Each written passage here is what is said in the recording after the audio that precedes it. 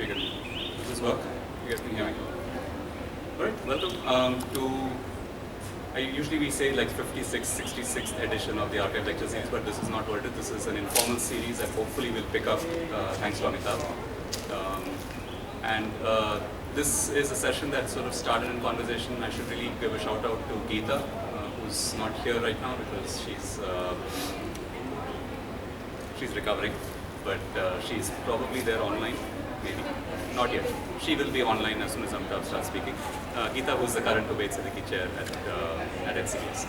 So Geeta is the one who sort of said we could try and do this. So thanks to Geeta and thanks to Amitabh for agreeing to try this experiment out on our campus here. I'll shut up very soon after just giving a quick introduction to Amitabh, whom probably many of you already know, so it feels silly, but in his own words, Amitabh is a geneticist by training and has been with JNC teaching and studying evolutionary biology and population ecology since 1996. But as he says, he's been a poet before he was a scientist. And he's been writing poetry in English since he was 10 and in Urdu since he was 16. And this I did not know, in Persian since he was 18. And in addition to his interest in technical science, he also has quite a bit of interest in looking at philosophy and the history of science, especially around genetics and evolution. It's not working very well. Kind of going up and down. Yeah. I don't know how to fix that. You can come a little forward and you can talk. I think it's far away from. Sorry? I think it's too far from whatever controlling. I think the receiver is kind of far. Wireless. Does this work? Maybe it does. Wow. Thanks, scientists. Maybe I should be sitting somewhere there. Or they should bring the table forward. If they bring the table to that. There you go. I'll hand it over to Amitabh, but the list of places that he's recited poetry in public is quite extraordinary, and I mean, most of you have seen the announcement, but places from Berlin to Kabul, Delhi to Bangalore, Pune to Mysore, Hyderabad to Varanasi, so many other places, and of course NCBS. He's done this before at NCBS, but Amitabh, have you? No? But no, really, thanks so much, Amitabh, and over to you. Let's see. Thank you so much. Let's see how this thing works. Is it still going in and out? I think maybe it happens if the mic moves a bit. So let me just. Hello.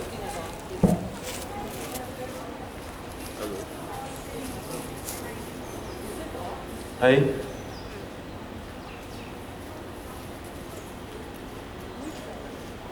If you bring the table forward, Hello. Seems to be back. because of how far it is from the table. I think if you bring that table forward. Gavi, if you can bring the table Bring around. Hello. the table forward. If the cords are long enough, then maybe you can just move the whole thing forward. I can move a little bit back.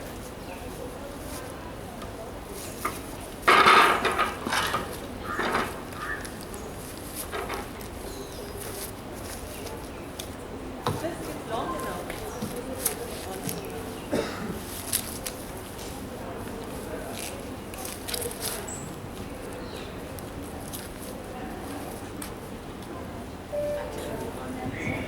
Hello. Is it working?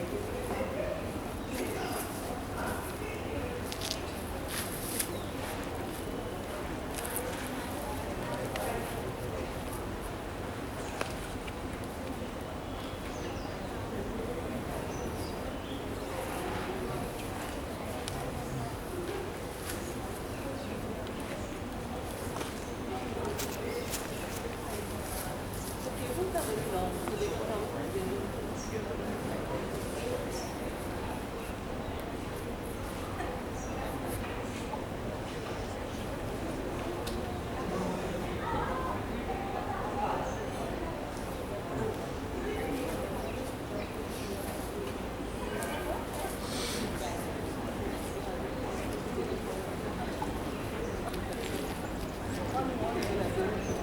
Hello. Hello.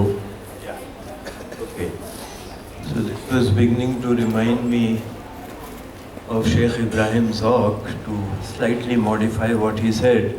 Na hua par na hua mir ka andaz naseeb, Zauq yaron ne bahut zor mic par mara. So thank you all for coming, and thanks to Geeta and Venkat for suggesting and arranging this thing. Based on the discussions I had with Venkat and Geeta, what we thought we would do is not just have a flat-out poetry recitation, but also have a little bit of an informal talk about some issues surrounding Urdu and Persian poetry, which will serve to illustrate some more generic issues about the nature of poetry and how languages change and how poetry interacts with what's happening in the socio-political realm and so on. So let me just begin by saying a few words about why I titled the abstract as Origins, Separations and Unions. I'll begin with separations. To my mind, the essential theme or topic or mazmoon of poetry is separations in the plural and with a capital S. And I'll just get into what I mean by that. This could be anything. It could be separation of self from non-self, khudi or bekhudi ka separation. It could be separation of self from God. It could be separation of self from one's roots. It could be separation of man from woman, woman from man, parents from offspring, person from his or her hometown. It could be anything. And the reason I say this is one of the fundamental, I think, themes of poetry, I'll just illustrate that with a line from Maulana Jalaluddin Rumi, who was a 13th century Persian poet and Sufi. And in the very famous book of his called the Masnavi, which is both a meter and a form of poetry which rhymes like AA, BB, CC, DD, etc. So the first couplet of the Masnavi, he says, Vishnu aznai che hikayat mi kunad, az judai ha shikayat mi kunad. So he says, listen to the flute, bansuri ko suno. What story is it telling? And then the second line, he says, it complains about separations, and he uses the plural form. Without modifying the meter at all, he could have also chosen to say, Az judai u shikayat mi kunad, in which case it would be, it complains of separation. But he says, Az judai ha shikayat mi kunad, he uses the plural form. That is one reason for choosing to focus on separations, and of course when you have separations you also have unions. In fact, as biologists we will all perhaps appreciate that at least with sexually reproducing organisms, the history of life in some ways is fundamentally the eternal cycle between gametogenesis and fusion, separation and union. Everything else is an epiphenomenon of this cycle. The other reason for sort of choosing to focus on this theme is that we're going to be talking primarily about Urdu poetry, but then it's not perhaps so meaningful to talk about Urdu poetry without also saying something about Persian poetry. And the story of Urdu and Persian starts with common origins, separations and unions in a very nice way.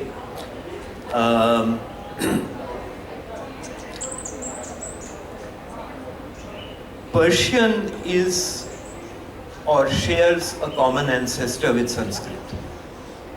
So about 5,000 or 6,000 years ago in the area which would now be northern Afghanistan, Uzbekistan, Tajikistan, etc., there was a common ancestral language of both Sanskrit and Old Persian, which is sometimes referred to as Indo-Iranic or Proto-Indo-Iranic. It's one of the Indo-European languages. And eventually the people and the language split and some moved in towards the Indian subcontinent, and these are the people who spoke Sanskrit and were carriers of what we would call the Vedic religion, and others went southwest into the Iranian plateau and was speaking Avesta, which is the language in which Zoroastrian scriptures are written, and Old Persian, which are contemporaneous. Avesta is sort of Eastern Old Persian, and what we call Old Persian is Western Old Persian. Avesta actually becomes a bit of an evolutionary dead end. Old Persian then continues on, gives rise to Middle Persian in the period between around the 2nd to the 9th or 10th century CE, and thereafter it is referred to as Modern Persian. So Modern Persian is relatively unchanged for the last 1000 years. Unlike English, you can be familiar with Persian today and read Persian poetry from 1000 years ago and understand every word. You can't do the same for English. If you read English from 1000 years ago, you'd have a hard time recognizing that it was English. In India, on the other hand, of course, we had many other languages. Various Prakrits were budding off languages, and in particular in the region around the Ganga Jamna Doab, Delhi, Agra, and the surrounding region, you had a parent Prakrit called Shaur Seni Prakrit, which budded off many languages around 400-500 AD, including a language which became the prestige literary language also of that region, which was Braj Bhasha. But also many other languages like Kauravi, which is popularly but not entirely correctly nowadays referred to as Khadi Boli for quite more than 100 years, but it's actually, Khadi Boli refers to a whole constellation of the so-called Haryanvi languages, of which Kauravi is the one which is most close to what we think of as the predecessor of both Hindi and Urdu. And then from about the 11th, 12th century AD, we started getting an influx of Central Asians for maybe the 4th or 5th time in our history. But this time they came in and sort of settled down and established kingdoms, as opposed to coming in, establishing kingdoms and getting completely assimilated, like what happened to the Shakas. And the Shakas eventually started using Sanskrit as their official language. The Shakas are what, if you're familiar with Western writings, are the Scythians. And so at certain points in time, the Shakas spread from central India all the way up to Eastern Europe.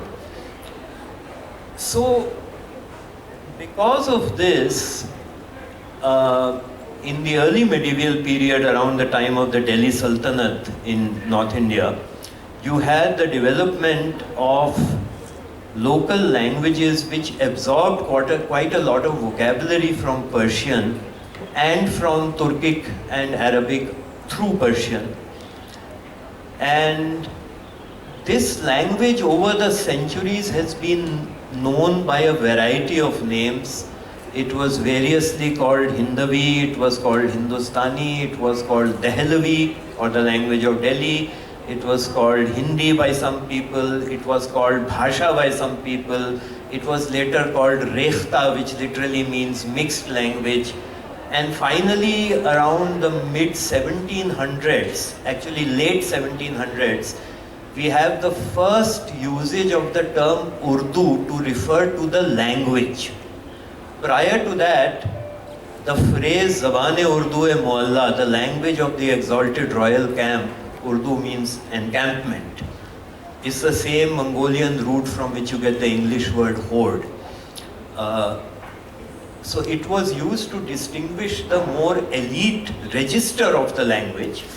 But around 1780, Mushafi is the first guy who actually refers to this language as Urdu. And eventually that name catches on. And historically in India, the term Urdu has been applied to two different languages. One is what we still recognize as Urdu, which is spoken in many parts of North India and is also rather strangely the national language of Pakistan, where there are no native speakers of Urdu whatsoever. All the native speakers of Urdu are actually in India. But Urdu has also sometimes been used to refer to Dakani language, which is a similar but different language. It predates North Indian Urdu by a few centuries. And it's again a language that arose by as a result of people from the area of Delhi and Agra moving down to the northern part of the peninsula in the 1300s and 1400s due to the incursions of the Khilji armies and the Tughlaq armies. And of course, the Tughlaq armies, unlike the Khilji armies, actually annexed major parts of the northern Deccan and installed governors in place. And so they brought a North Indian language with them, which was similar to the language that in the north gives rise eventually to Urdu and to Hindi.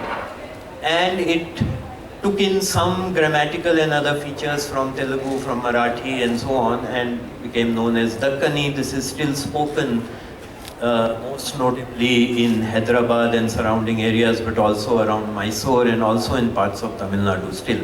In fact, the three major dialects of Dakani that are recognized are the Tamil Dakani, the Hyderabad Dakani, and the Mysore Dakani.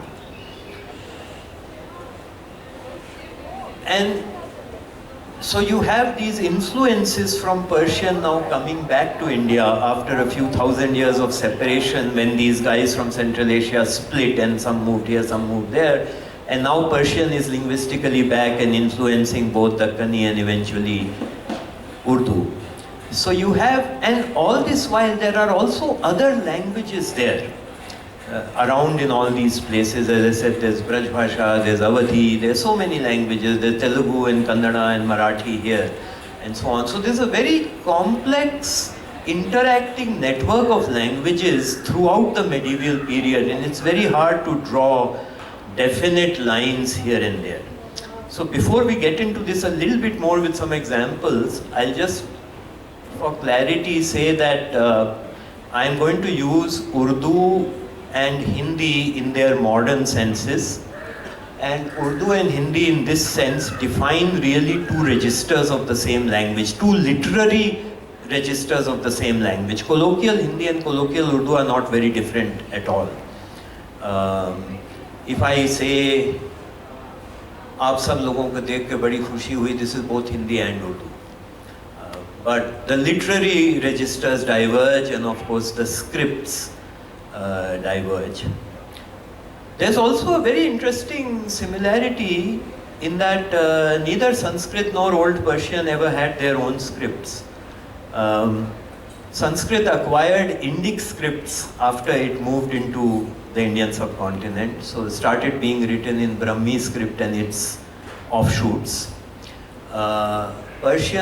Old Persian was written in various Middle Eastern languages, Mesopotamian cuneiform, it was written in Kharoshti script, which was used for Aramaic, and so on. And eventually today modern Persian is written in the Arabic script, just like Urdu is.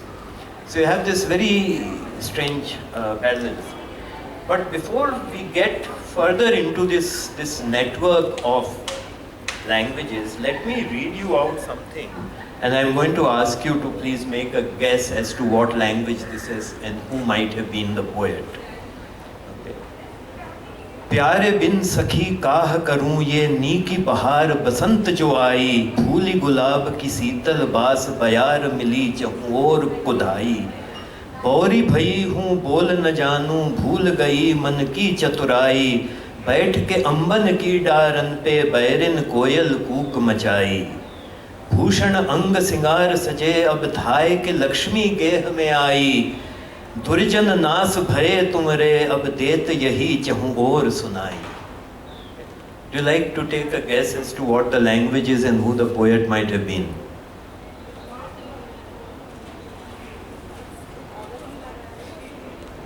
Close, but not quite. Anybody else? Braj. This is Braj Bhasha. Anybody want to guess who the poet might be?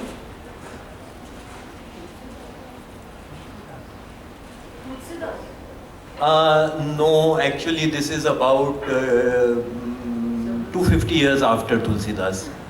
And Tulsidas, by the way, wrote in Awadhi, not Braj. Any other guess? Okay. I now read you the next two lines which will tell you who the poet was. So this continues. दुर्जन नास भय तुमरे अब देत यहीं जहूँ और सुनाई साल नयो अब आयो भलो शाह आलम के घर होगी बधाई मुबारक हो नौ रोज तुम्हें अब जी की मुराद सबे भर पाई. This is the Mughal emperor, late Mughal emperor Shah Alam II, who was an emperor largely in name. Of him it was jokingly said in those days, Sultanate Shah Alam as Dilli ta Palam. The empire of the world, ruling Shah Alam literally means ruler of the world, extends from Delhi to Palam, which is roughly where Delhi airport is.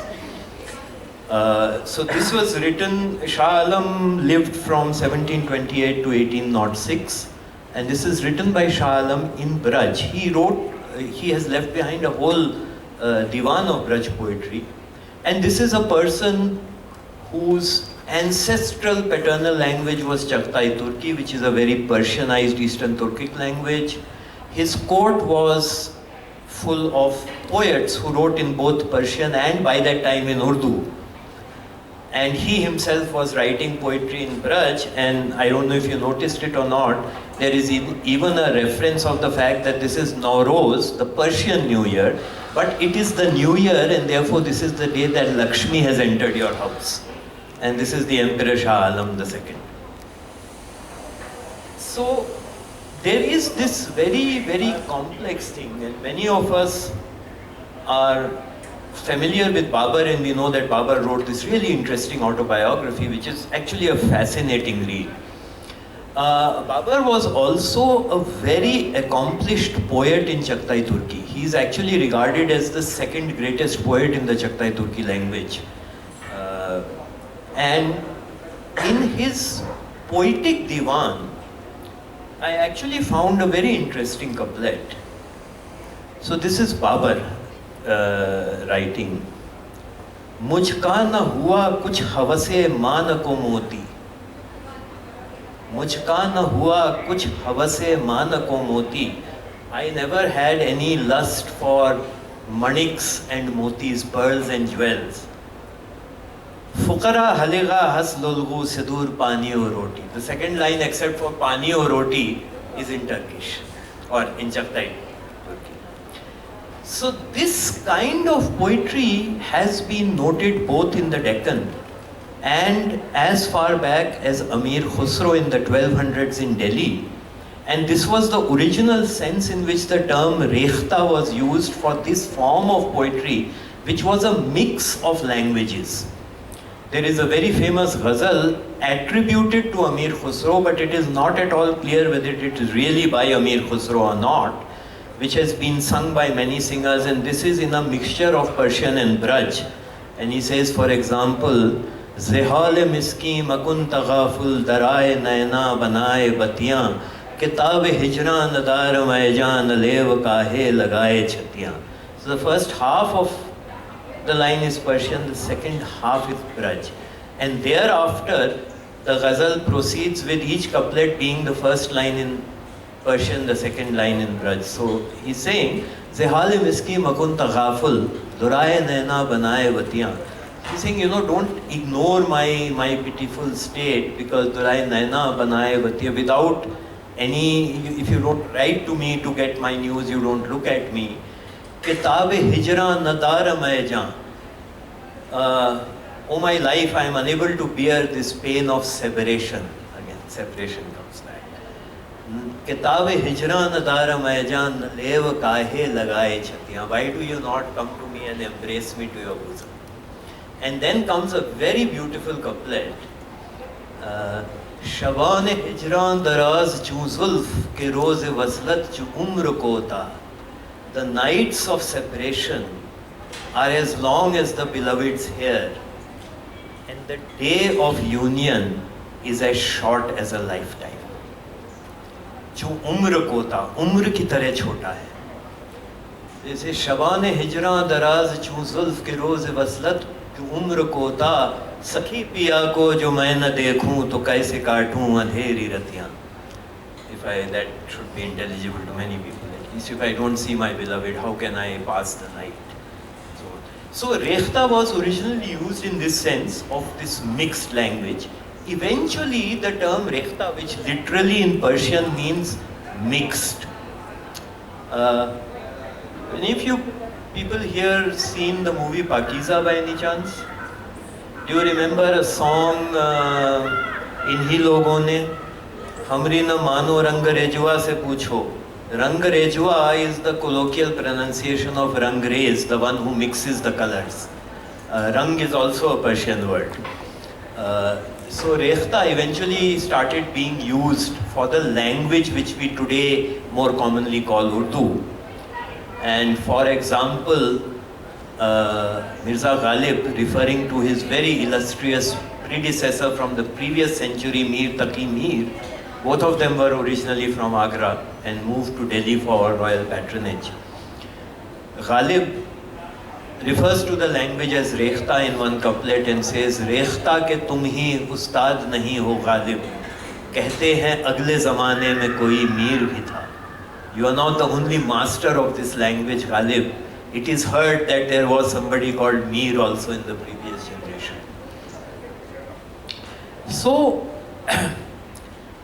let me swing back a little bit and say a few things about modern Persian poetry, because this feeds into Urdu and Dakani in many ways. So the first universally recognized poet of modern Persian is actually a poet called Rudaki, who lived between 850s and 940s CE. This was during the Samanid dynasty of Bukhara, and he was followed by a very well-known poet called Daqiqi from the 930s to the 990s. Daqiqi was actually the guy who started writing the Shahnama. He was commissioned to write a history of all the pre-Islamic Iranian kings, and he unfortunately died after writing about 100 couplets. And the work was then taken up by a very young Firdausi who died in 1025. So Firdausi was a contemporary and indeed patronized by Mahmud Ghaznavi. And Firdausi wrote thousands of couplets in the Shahnama and was very proud of what he had done, because he claimed to have also preserved a lot of the old language and culture, even though by that time he was writing Persian had become Arabicized. And he says in one couplet in the Shahnama, Basi ranj burdam darin solsi, ajam zinde kardam badin parasi. So he says, with great, tremendous efforts over these 30 years, I have brought back life with this Persian poetry to the whole old land of Ajam, which was what the Arabs called that entire region. The next great poet with whom many of you will be familiar is Umar Khayyam, who was also a great mathematician and logician. So Khayyam was lived from 1048 to 1131. Then we have a poet called, and a Sufi called Sinai. And I'm going to emphasize now what is the significance of the Sufis who wrote poetry. It's actually quite fascinating, especially in the Indian context eventually. Sufis were free of the constraints of royal patronage. Royal patronage meant that a lot of quote-unquote professional poets who were making their living through poetry via royal patronage had to be sensitive to the concerns and demands of their royal patrons.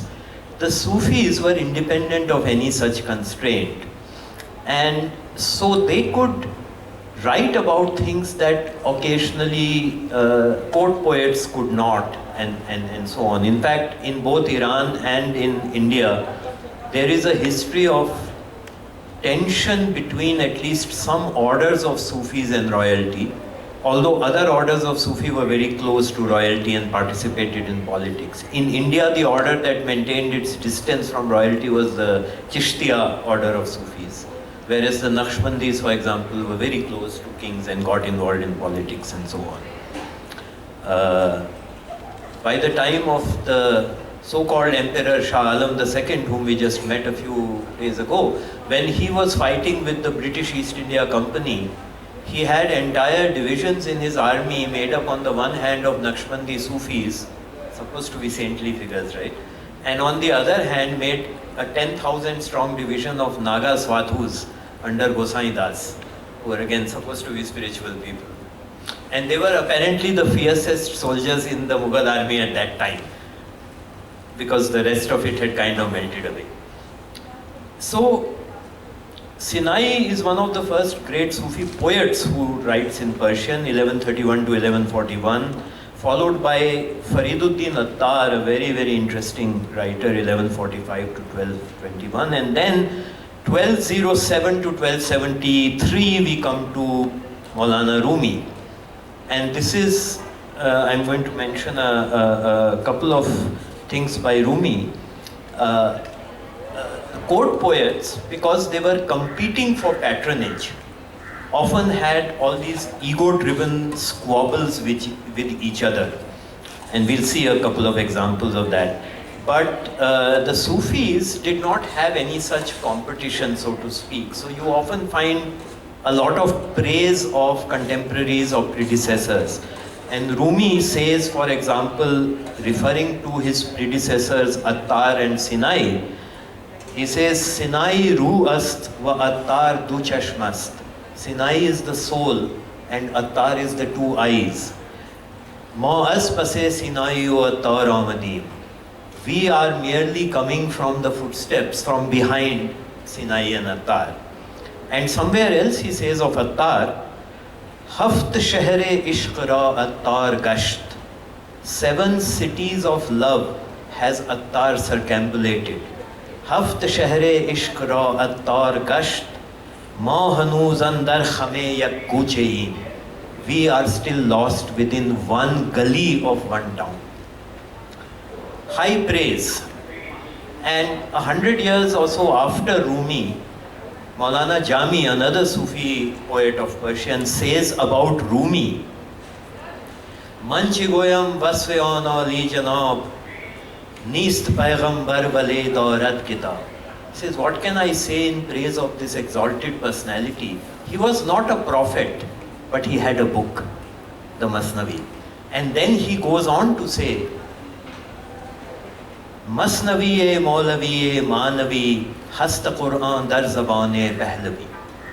Masnavi-e Manavi-e Maulavi, this very meaningful Masnavi of the Maulana, Hast Quran dar zabane Pahlavi, is like the Quran in the Persian language, also called Pahlavi in those days.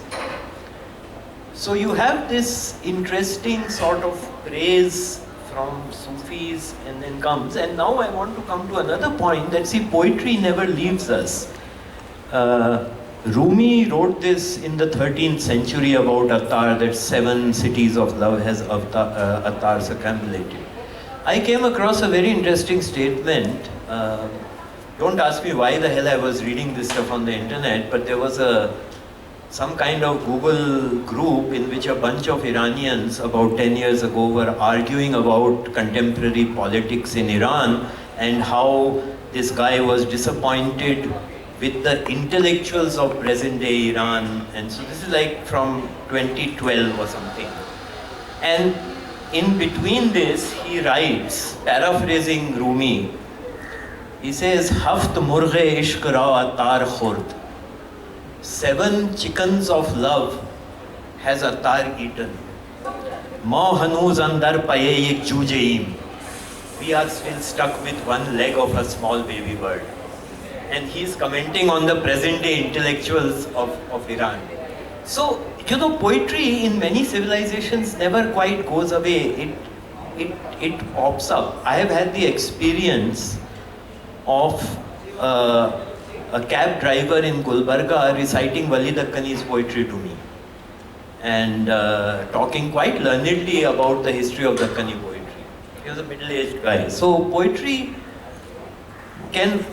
is also informed by what is happening in the world around it, and it also is used to express feelings in very different points in space and time about what's happening to the world.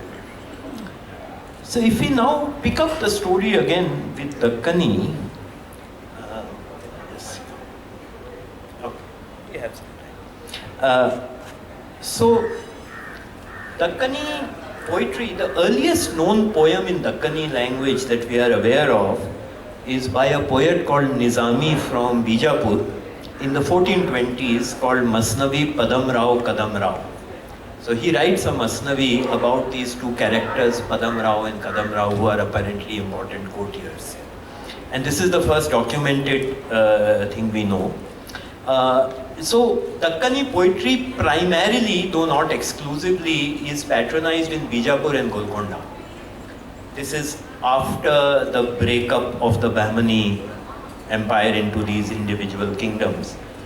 And in the 1500s, there's a lot of Dakani poetry from Golconda by Asadullah Wajahi, Ibn Nishati, and of course the Qutub Shahi ruler, Muhammad Quli Qutub Shah, 1565 to 1612. So he's a somewhat later contemporary of Akbar for people who are anchored in North Indian history like me. Muhammad Quli Qutub Shah wrote poetry in Persian, in Dakani and in Telugu. And during his time, there was court patronage for Dakani poetry in addition to Persian poetry, and this is the time during which more Persian vocabulary starts creeping into Dakani. If you look at the language in the Masnavi Padam Rao Kadam Rao, it is very interesting. It is kind of like a slightly archaic form of what you might recognize as Hindi/Urdu, but without any Sanskrit vocabulary and without any Persian vocabulary. It's a very, very earthy language, simple language.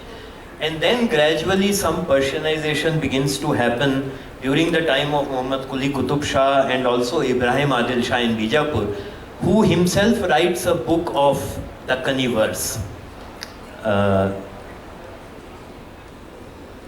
So around the time of the Masnavi Padam Rao Kadam Rao, in that Masnavi there comes this line, जिसे फारसी का ना कुछ ज्ञान है, जिसे फारसी का ना कुछ ज्ञान है, सो दक्कनी ज़बान उसको आसान है. So he can follow the Dakani language. By the time you come to Quli Qutub Shah, it is still a somewhat not very Persianized language. So for example, Quli Qutub Shah writes, Musalma reet kafir reet kya reet na janu main. I don't know what is the way of the Musalman, of the kafir. I don't know any of these reets. Interestingly, in Dakani, there's a huge influence of Punjabi, unlike North Indian Urdu. In fact, "Ain na janu main" would be recognizable to any Punjabi speaker. You know, in Urdu it would be "ye na janu main." And then he says, "Ke jag ke log reetan chhod pakre reet tuj jeeva." People have left all these rights and taken up the right of the one eternal soul. This is Quli Qutub Shah. And then a very famous, few lines from a very famous ghazal of Quli Qutub Shah. Again, please note the language. This has been sung, if I am not mistaken, in a Hindi movie in the 1980s. Piya baaj pyala piya jaye na. Without the beloved, one cannot drink a cup of wine. Piya baaj pyala piya jaye na, piya baaj yaktil jiya jaye na. Kate hain piya bin saburi karo. They say that without the beloved, you should be patient, have patience. Kate hain piya bin saburi karo, kaha jaye amma kiya jaye na. This amma is not the South Indian amma, this is the amma from Persian, it means but. So it can be said, but it cannot be actually done. Easier said than done. Kaha jaye amma kiya jaye na. Qutub Shah Qutub Shah ना दो मुझ दीवाने को पंद, दीवाने को कुछ पंद दिया जाए ना. Don't give me all this logical advice, because I am a divana, I am a lover, I am mad in love, and you shouldn't give logical advice to such people. Then we come to a very interesting figure in Dakani poetry. This is about 50 years after, so it's after Quli Qutub Shah. This is Wali Dakani, who was born around the mid 1600s and lived into the 1700s. I'll first read you something by him. You can see how this ghazal was later copied in Urdu in the north by a poet from Lucknow and then sung by many people around the time when I was a student in the modified or inspired form. This inspired a very famous ghazal which was sung by or made very popular by Ghulam Ali in the 1980s. The original is from Wali Dakani. So Dakani says, Kiya mujh ishq ne zalim ku aag. My love converted that tormentor, that distant beloved, melted him into water. किया मुझ इश्क ने जालिम को आब आहिस्ता आहिस्ता के आतिश गुल को करती है गुलाब आहिस्ता आहिस्ता. अजब कुछ लुत्फ रखता है शबे खिलवत में गुलरूसों खिताब आहिस्ता आहिस्ता जवाब Aahista Aahista. So there's a remarkable pleasure to talk to a flower-faced beauty at night in without anybody else present, and then asking questions slowly, slowly, and getting replies slowly, slowly. मेरे दिल को किया बेखुद तेरी अखियाँ ने आखिर को. Finally, my heart forgot itself because of your eyes. मेरे दिल को किया बेखुद तेरी अखियाँ ने आखिर को कि क्यों बेहोश करती है शराब Aahista Aahista. How wine intoxicates you slowly, slowly. अदब ओ नाज सू आता है वो रोशन जबी घर सू. That beautiful beloved comes with 100 coquettishnesses from its house. अदब ओ नाज सू आता है वो रोशन जबी घर सू कि ज्यों मशरिक से निकले Aftab Aahista Aahista. The way the sun slowly rises from the east. वली मुझ दिल में आता है ख्याले यार बेपरवाह कि ज्यों अखियों में आता है ख्वाब Aahista Aahista. He has played with adding one syllable by pronouncing khab as khawab to keep up with the meter.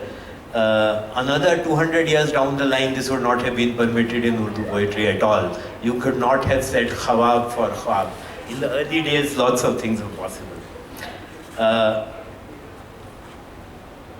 You can already see a little bit more Persianization both in the diction and in the tropes that are being used compared to Quli Qutub Shah or the earlier poets in Wali Dakani.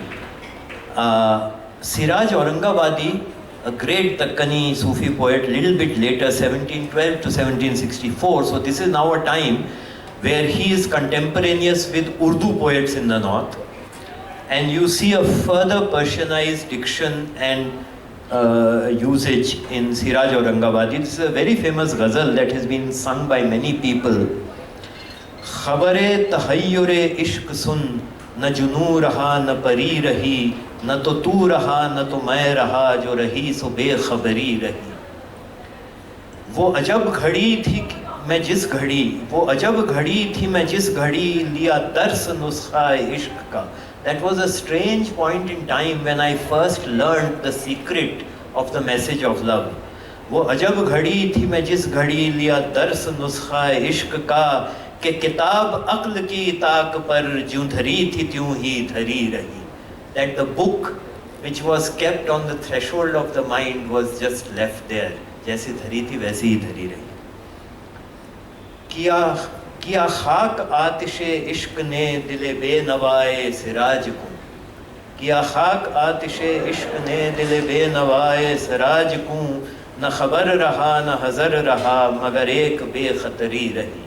sorry, na khatar raha, na hazar raha, magar ek bekhatri rahi. So by this point in time, you can actually see a considerable Persianization of the diction and style and the way the thoughts are expressed even in the Dakani poetry. And to step back to Wali plays a very important role in the development of Urdu poetry in the north. In the year 1700, Wali Dakani traveled to Delhi and Agra. So this is very late in Aurangzeb's reign. And he recited poetry in front of the aristocrats at the Delhi court.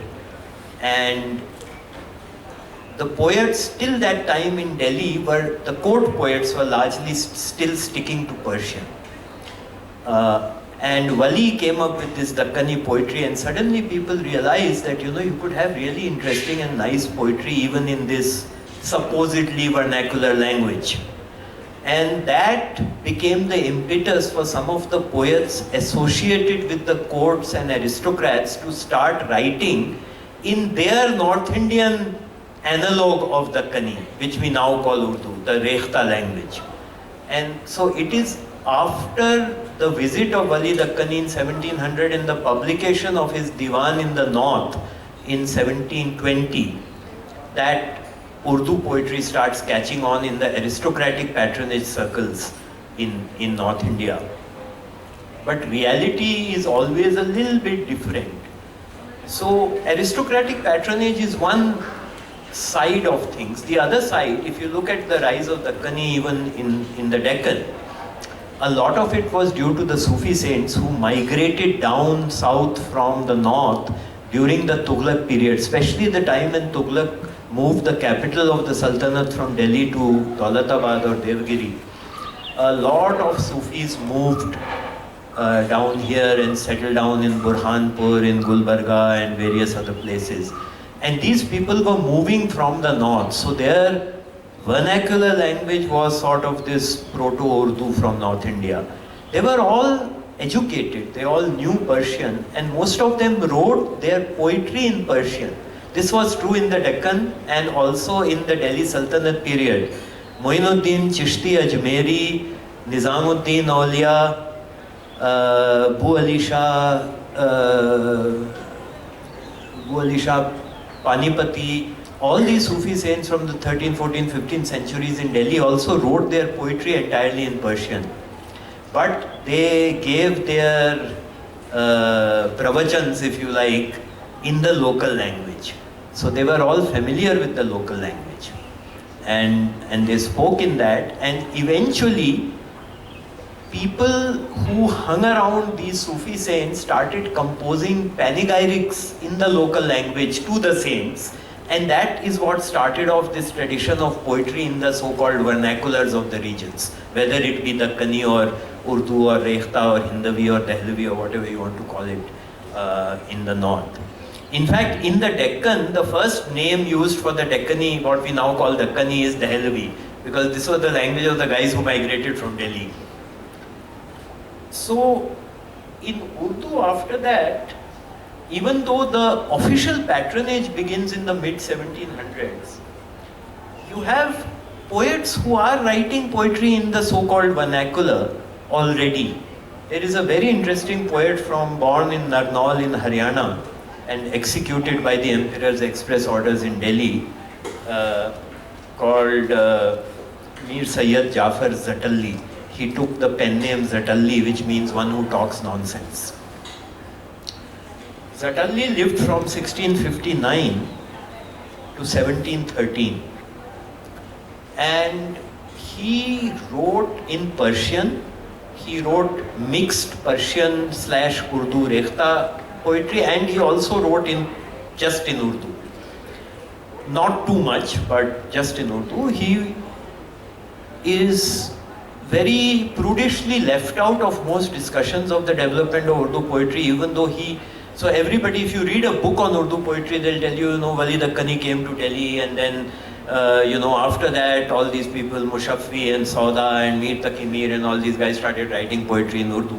Jafar Zatalli was writing poetry in Urdu already for about 20 years before Wali Dakani came to Delhi, but he was writing poetry that the aristocracy did not like. He was writing extremely satirical and critical verse, lambasting the emperor, lambasting the princes. He actually wrote an entire long poem in Persian about the favorite prince of the Mughal emperor, accusing that prince of every depravity known to man. And even the title of the poem is such which cannot be repeated in polite company. So Zafar Jatalli is not generally recognized, but he was writing in Urdu already. So there were people outside the royal patronage circles who were writing in that language already. And there might be many others whose works have not survived, because people outside the royal patronage circle, there's much less chance of their writing surviving also. Court poets' writings survive at least partly because they get archived by the court chroniclers and so on and so forth. So after the visit of Wali Dakani, we have the great poets in Urdu like Muhammad Rafi Sauda, 1713 to 81, Mir Taqi Mir, the first great poet from Agra, 1722-1808, Khaja Mir Dard in Delhi, 1720 to 1784. And even at this time, there are still people who are writing outside the royal patronage circle and in a very different style.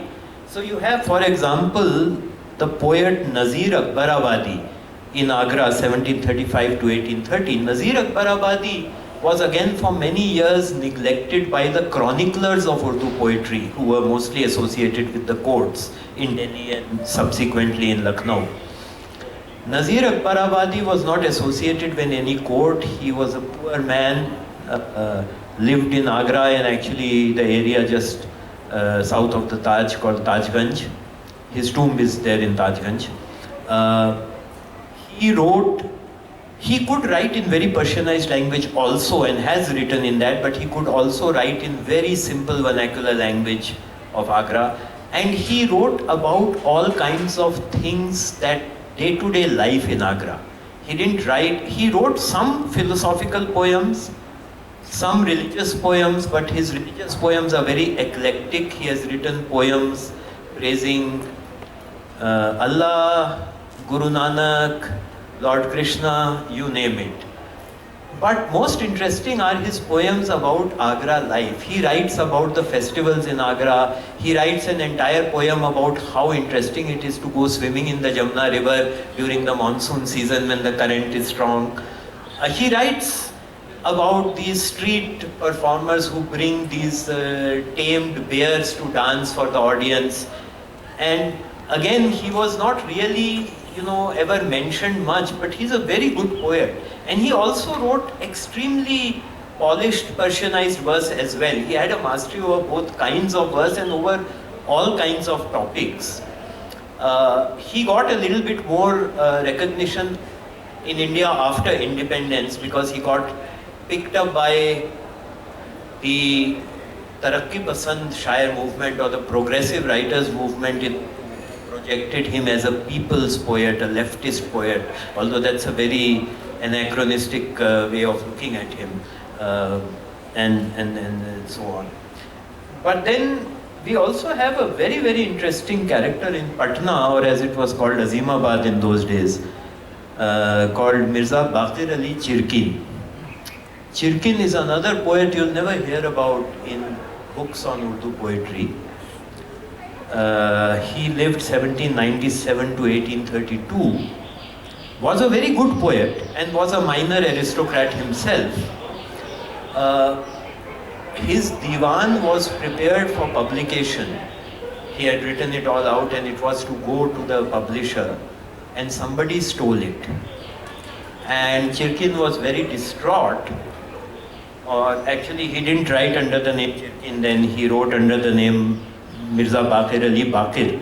So Baqir was very distraught, and then he decided in a fit of anger to write only such obscene verse that nobody would think of stealing it and trying to publish it under their own name.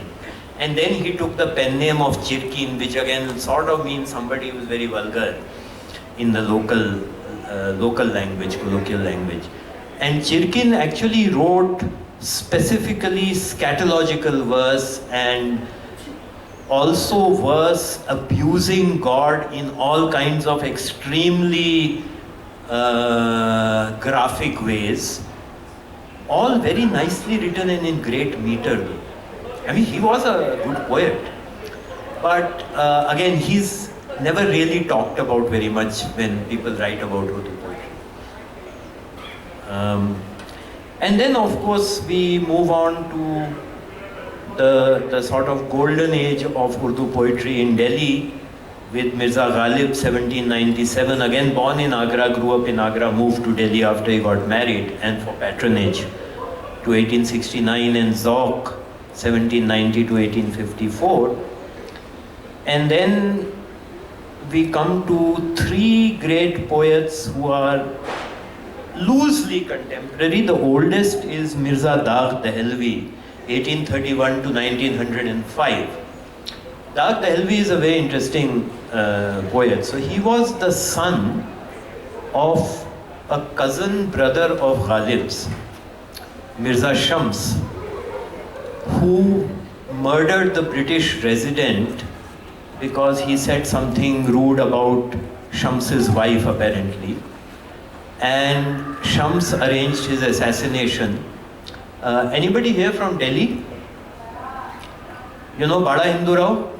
Bada Hindu Rao used to be William Fraser's residence and office. And it was just outside Bada Hindu Rao, where the hospital is now, that he was killed by an Afghan with a gun at the bidding of Mirza Shams, who was Ghalib's cousin. Dagh Dehelvi was the son of Mirza Shams. He was then brought up by one of the queens of Bahadur Shah Zafar in the harem.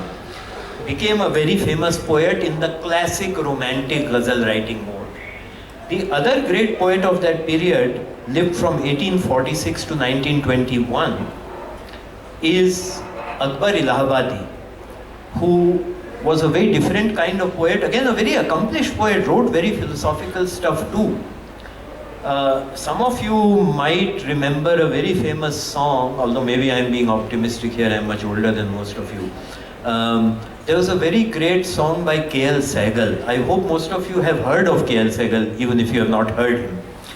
There's a very famous song by Sehgal called Duniya mein hu duniya ka talabgar nahi hu.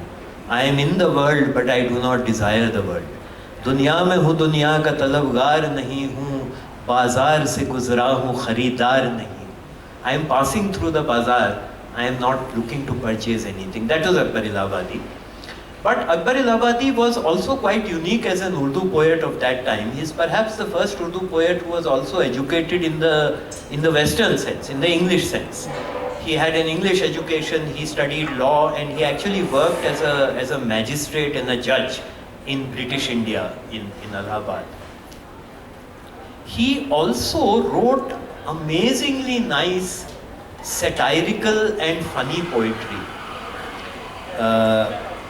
So one of his more satirical pieces is, he says, so this is around the time where there is an argument in the society going on about whether women should be veiled or in parda or not.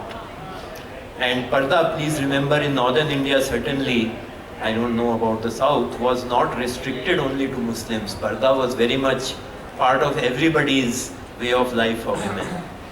In fact, there is very good reason to believe that the Mughals absorbed the notion of parda once they started marrying Rajput princesses, and it came from the Rajputs.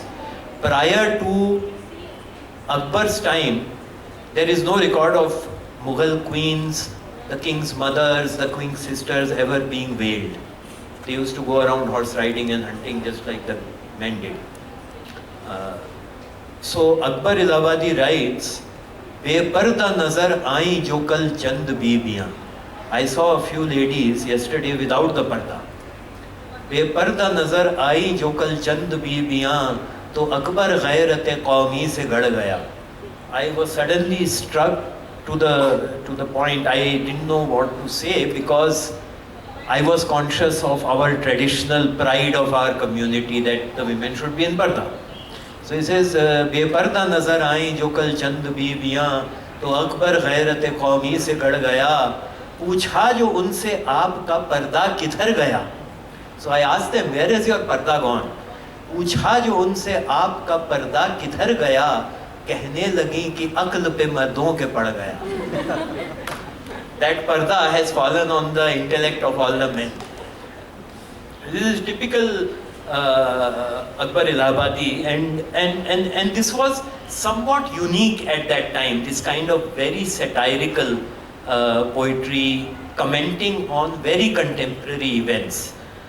And this form, not the satire but the engagement with contemporary events, of course reaches its highest point with Allama Iqbal, who lived from 1877 to 1938. And Iqbal in many ways represents the beginning of modern Urdu poetry, although his style was very classical. In fact, a great German scholar of Iqbal, Annemarie Schimmel, has described Iqbal's poetry as extremely new wine in extremely beautiful old bottles. His style was very classical, but the content was unlike anything seen in Urdu poetry before. He wrote about philosophy, politics, all kinds of things, lambasted imperialism. He was very much engaged with the times. For example, in one of his ghazals he writes, addressing the West, he says, ज़माना आया है बेहिजाबी का आम दीदार यार होगा, सकूत था पर्दादार जिसका वो राज अब आश्कार होगा. The time has come for reality to be unveiled. And the face of the beloved, the truth, beloved in the sense of the truth with a capital T, shall be revealed. And those fundamental points of understanding which were shrouded in silence will now get unveiled. Sukut tha pardadar jiska wura, that mystery will now get revealed. And then he says, Dayar-e Maghrib ke rehne walon, people living in the Western world. And remember, Iqbal grew up in British India. Dayar-e Maghrib ke rehne walon, Khuda ki basti dukaan nahi hai. God's world is not just a marketplace for trading. Everything is not about profit and loss. Dayal मगरिब के रहने वालों, खुदा की बस्ती दुकान नहीं है, खराज से तुम समझ रहे हो वो अब ज़रे कम मयार होगा, तुम्हारी तहजीब अपने ही खंजर से आप ही खुदकुशी करेगी, जो शाख नाजुक पे आशियाना बनेगा न पायदार होगा. So he says, what you are thinking of as very important and very valuable, tomorrow will lose all its value, it will not be worth anything. Your civilization will commit suicide with its own dagger. This was written around 1918 or so. So it was already happening in World War I. Your civilization will commit suicide with its own dagger, because the nest which is built upon a very, very thin branch does not last very long, even though it may look very beautiful. There's another very nice ghazal where he says, मन की दुनिया something zauq shauq. So the world of the mind, the universe of the mind is full of passion and love and knowledge. Tan ki duniya sood o sauda makrofan. Whereas the universe of the body, the material universe, is all about profits and loss and capital gains. Tan ki duniya sood o sauda makrozan. मन की दुनिया में न देखा मैंने अफरंगी का राज. In the world of the mind, I never saw the rule of the Europeans. मन की दुनिया में न देखा मैंने अफरंगी का राज, मन की दुनिया में न देखे मैंने शेखो बेरहमन. and I found neither the mullah or the pandit in the world of the mind. मन की दौलत हाथ आती है तो फिर जाती नहीं, तन की दौलत छाँव है आता है धन जाता है धन. So Iqbal was a very, very powerful and interesting poet, and he engaged with all kinds of issues. He also wrote a lot in Persian. So you see the way in which Persian keeps intertwining. We've been talking about how there were court poets in the Persian language in both the Dakkan courts and the courts in Agra and Delhi.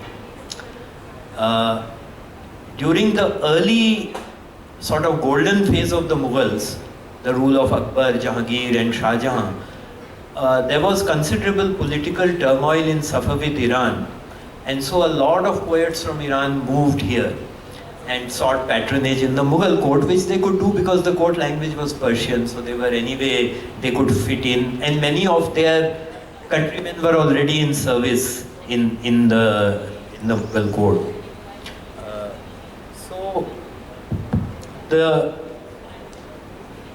For a period of time from about 1600 to about 1900, there was far more Persian poetry being published in India than in Greater Iran. There were poets who were writing in Persian all the way through Iqbal and beyond. You would actually be surprised about how many people, many of them much younger than me, still write poetry in Persian in India. Iqbal was a prolific writer in Persian. Iqbal's verses in Persian are still quoted during parliamentary debates in Iran. And there is an annual Iqbal festival in Iran. Iqbal was also very educated in multiple traditions. He was very familiar with the Islamic, Arabic, Persian tradition.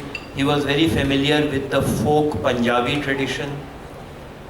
He was by lineage, till his grandfather converted to Islam, a Kashmiri Pandit. He was also familiar with a lot of Kashmir Shaivist philosophy, which is very deeply metaphysical. He also knew Sanskrit. He was also educated in the English style. He knew English, and he also knew German, and in fact got a PhD in philosophy from Munich University. And in many German university towns like Tübingen and Göttingen, there are Iqbal Strassers and Iqbal Weeks, Iqbal streets. So he was a very, his horizons were perhaps broader than any Urdu poet till that point in time who were mostly restricted to their familiarity with the Islamic, Arab, Persian and Indic traditions. And that lent his poetry a certain amazing breadth. Also, he took up themes which were very interesting. So he took up philosophical themes about how humans need to develop themselves into the best they can be. His whole philosophy of khudi and bekhudi, which was extremely detailed and developed in multiple writings in Persian. He also wrote this completely amazing book in Persian called the Javednama,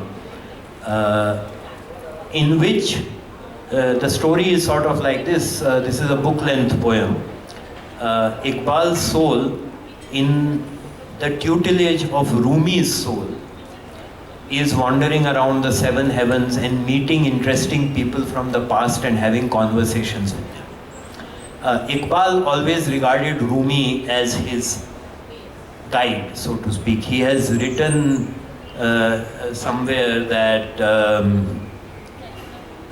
हम पै करे महसूस हैं साहिल के खरीदार, एक बहर पुरा शोब पुरस्रार है रूमी, मैं भी हूँ उसी काफिलाए शौक में इकबाल, जिस काफिलाए शौक का सालार है Rumi.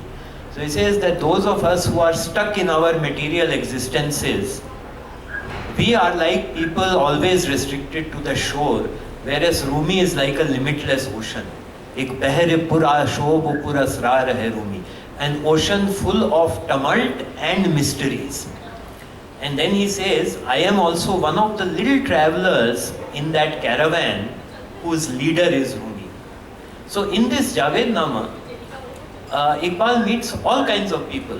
He meets Mussolini, he meets Lenin, he meets Vishwamitra, he meets Mirza Ghalib, he meets Bhartrihari, he meets Tipu Sultan, he meets Mir Sadiq, Mir Jafar, a very, very eclectic bunch of people, and he has very interesting discussions with all of them, and he says very fascinating things. So at one point when he is introduced to Vishwamitra, he says he is writing this in a particular style where Vishwamitra is asking him questions and he is expected to reply. So Vishwamitra is basically seeing whether it's worth talking to this guy or not. So he asks these questions. So this takes the form of guft something, which means he said something, guftam something, I said something in reply. So he says, Vishwamitra asks him, so he says, guft marge aql. He said, what is the death of the mind? Guft marge aql guftam tarke fikr. I said to stop thinking. That is the death of the intellect.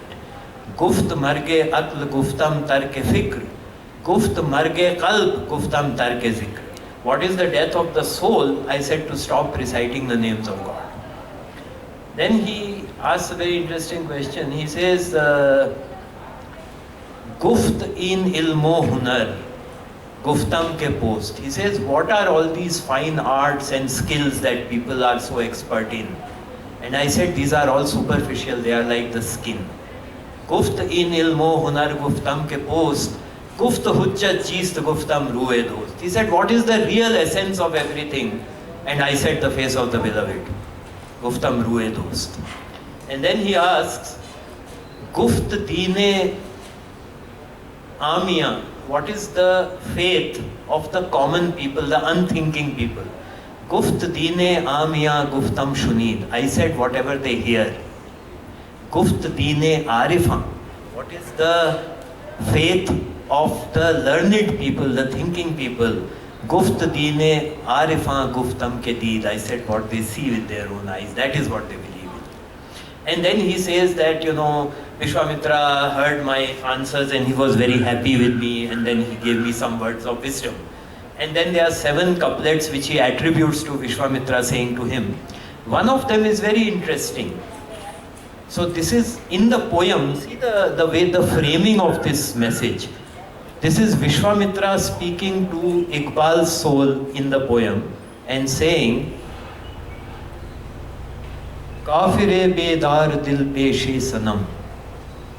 An awake, a Jagrat kafir, offering his heart to the idol, to the statue in the temple. Kafire bedar dil peshe sanam, behz deendare ke khuftandar haram, is a lot better than a true believer, a Muslim, who is sleeping inside the mosque. And he has actually put this in Vishwamitra's voice as a message to Iqbal, which he takes as one of those 7 great statements that Vishwamitra used to. Another very interesting point about this poem is there are 2 great poets from 2 different times and traditions that Iqbal's soul meets in the Javed-nama. One is Mirza Ghalib, for whom Iqbal had great regard, obviously. In fact, he has written a panegyric poem on Ghalib, in which he writes about Ghalib. Nutq ko so naaz hain tere labe ijaz par, महव हैरत है सुरैया रिफ़ते परवाज़ पर, शाहिद मज़मू तसद्दुक़ है तेरे अंदाज़ पर, खंदज़न है गुंचाए दिल्ली गुले शीराज़ पर. So he says that even the very power of speech, of utterance, is proud of how you recited poetry.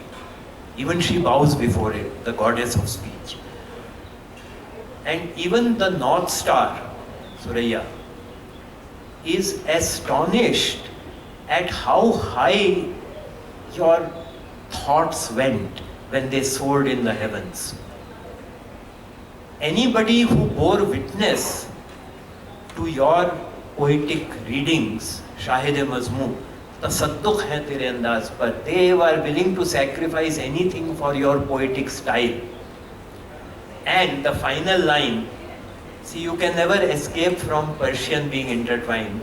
He says, khanda zan hai, smiling, gunchaye dilli gule Shiraz par. Shiraz was regarded as the center, cultural center of Iran and Persian poetry. He says, because of you, the little flower bud of Delhi, our Urdu language, is smiling with great pride at the flower, the fully blossomed flower of Shiraz. Khanda zan hai gunchaye dilli gule Shiraz. And on the other hand, Iqbal meets Bhartrihari, the great Sanskrit poet who was a king and then became a mystic. Iqbal's second collection of Urdu verse, Wale-Jibril, which has some of his most philosophical Urdu poetry, begins with a couplet of Bhartrihari that Iqbal translated into Urdu from the Sanskrit, which says, फूल की पत्ती से cut सकता है हीरे का जिगर, मर्द नादा पर कलामे नर्म नाजुक बेइस. So even the heart of a diamond can be split by cutting it with a flower's petal. But to an ignorant person or somebody who doesn't want to use their brain, even the most eloquent verses will have no effect. So he meets both Ghalib and Bhartrihari, and he himself is an Urdu poet and a Persian poet, which Ghalib also was. Ghalib also wrote about 3.5 times more verses in Persian than he did in Urdu. And Iqbal has some questions to ask about the nature of poetry and what is a poet. He doesn't ask it to Ghalib, he asks it of Bhartrihari. A very interesting point. So that honor is given to Bhartrihari. And the way the soul of Rumi introduces Bhartrihari to the soul of Iqbal is also in very glowing terms, saying that, you know, this is a very, very, very great thinker who has been responsible for shedding knowledge across the East, just like the rising sun and so on. And then Iqbal addresses Bhartrihari and says, "Ae ke gufti nuqtahaye dil nawaz, mashriq az guftare tu danae raz." You who speak of such enthralling mysteries by which the whole of the East has become acquainted with the deepest mysteries of existence. And then he puts the question to him. He says, Sher rasoz az kuja ayat bagu, az khudi ya az khuda ayat bagu. Where does the fire in poetry come from? Does it come from khudi or does it come from khuda? And Bhartrihari, like a really good poet, essentially sidesteps the question altogether and doesn't answer exactly where it comes from. What he does say is a bunch of things, including things like Kas na daunat dar jahan shoyer kujat. Nobody knows what is the station of a poet in the world. But he says this much can be said. When a poet is composing a verse, even if God were to come and stand in front of him, he will not notice. And one could say that he has implicitly answered the question because he refers to the poet composing the verse and not the poet receiving the verse. And then he goes on to say, Baado bete dar jahane sango khisht, mi tawa purdan dil azhure bahir. Such is the power of poetry that in this world of stone and wood and brick, with two verses, you can pull away and steal the very hearts of the hurs in paradise. And so again, you see, there are interesting things. He also, there are many places where Iqbal has engaged with Lenin, for example. There's a very interesting poem in which Lenin goes to meet God and is telling God to do something about the plight of all the poor workers and peasants in the world. And the last part of that poem is Farman-e-Haq, Farishton se. God gives some orders to his angels to go and set things right and destroy capitalism and so on. So there are these very, very strange things. One, how much time do we have?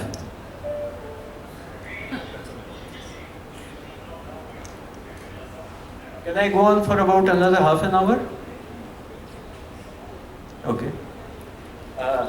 I want to read one poem of Iqbal's, then I will move on to my own poetry, and if people are interested, I also have some of my English poetry which might be of interest perhaps to more people. But this one poem by Iqbal is very interesting, and again says a lot about the kind of very interesting and complex personality he was. So this is a dialogue between Jabril and Iblis. Basically Gabriel, the archangel Gabriel, and Satan. Now Satan or Iblis in the Islamic tradition is a fallen angel. He was also one of the angels, but then when God created Adam and ordered the angels to fall on their knees and basically bow before Adam, Iblis was this very proud angel who said, I will not bow to this being which you have made out of clay, whereas we angels are made of light and fire. Why should I bow before him? And because of this rebellion of Iblis, he was cast out and sent to the nether regions and became Satan. Right? So this is the particularly Islamic conception of Satan. And there is this very, very interesting poem.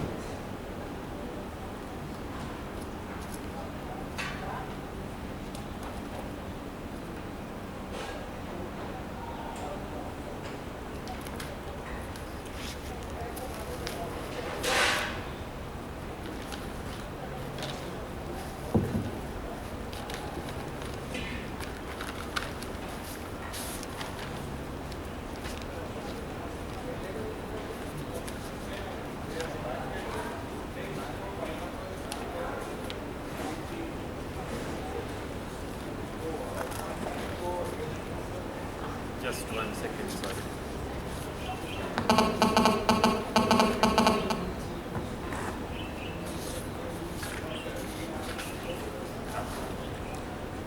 So this is this dialogue between Jibreel and Iblis. So Gabriel starts by saying, Hum dame terina kaisa hai jahane rangobu. Oh my old friend, how is this world of this earthly world, the world of color and smell? Hum dame terina kaisa hai jahane rangobu. And Iblis says, Sozo sazo dardu dago justju arzu. It's fire and sound and pain and wounds and search and desire. And then Jibreel says, हर घड़ी अफलाक पर रहती है तेरी गुफ्तगू, क्या नहीं मुमकिन के तेरा चाक दामन हो रफू. He says that in the heavens we still discuss about you every day. Is it not possible that you could come and beg forgiveness and again be restored to your status as an angel? Then Iblis says, आह ए जबरील तू वाकिफ नहीं इस राज से, कर गया sir मस्त मुझको टूट कर मेरा सबू. He says that day when my patience broke, that has intoxicated me. This is a mystery you do not understand. अब यहाँ मेरी गुज़र मुमकिन नहीं, किस कदर खामोश है ये आलमे बेकाखुकू. This heaven, this world where there are no castles, no streets, this is so silent and so lifeless. I can no longer live in this stupid heaven of yours. जिसकी नोमीदी से हो सोज़े दरूने कायनात, उसके हक में तक न तू अच्छा है आला तक न तू. So he says, you think of my state as being a hopeless state, but from that very hopelessness of my state after I was cast down, that is what is the hidden fire that fuels the entire world of the mortals. And given that, do you think it's better for me to forget about your heavens or to not forget about your heavens? And Jibreel says, खो दिए इनकार से तूने मकामाते बुलंद, चश्म यज़दा में फरिश्तों की रही क्या आबरू. He says, you lost your exalted position by refusing to bow before Adam. And as a result, you caused all of us angels to lose face in front of God as a group. Then Iblis says, है मेरी जुर्अत से मुश्ते खाक में ज़ौक़े नमू, मेरे फितने जामाए अक्लो खिरत का तारुकू, देखता है तू फ़कत साहिल से रज़्मे खैर व शर, कौन तूफ़ान के तमाचे खा रहा है मैं कि तू. So he says, because of my impertinence in refusing to bow before Adam, that is what has produced all the life in Adam. Because Adam himself got inspired by that. And you are only watching the battle of good and evil from the safety of the shore. You are not in the ocean in which that battle of good and evil is happening. Who is suffering the slings and arrows of that battle? कौन तूफान के तमाचे खा रहा है मैं कि तू? I am the heart and soul of that battle. You are just observing my activity from the shore. Khizr bhi bedastopa, Ilyas bhi bedastopa is referring to various other prophets and angels, saying they are unable to do anything in this battle to intercede.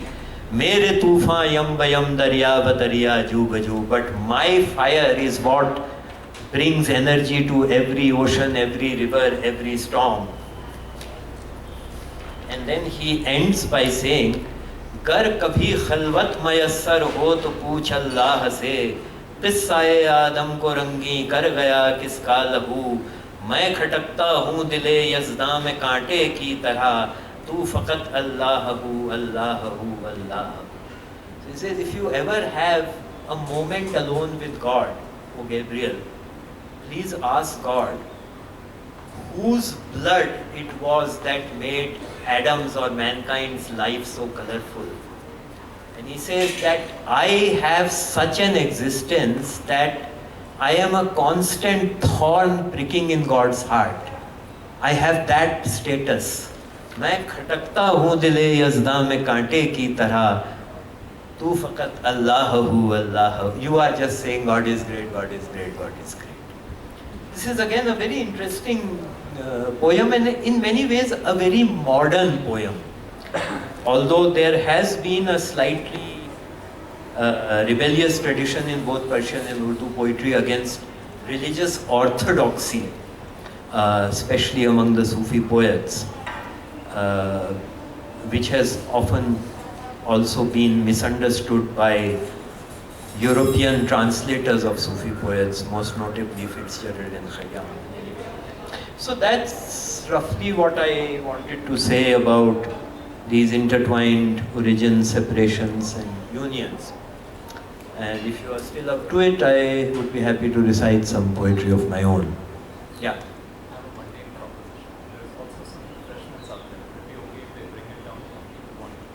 Oh, by all means, I would also like to have a small break. Sure.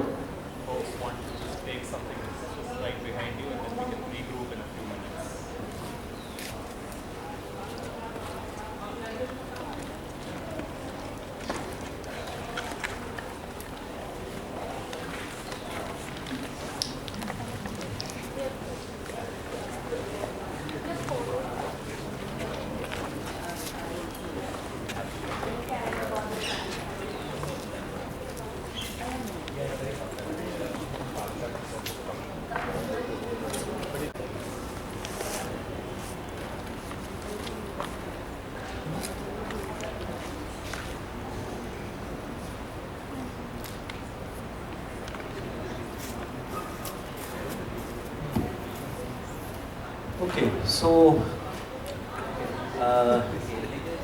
I greatly appreciate and admire your courage in sitting here for so long.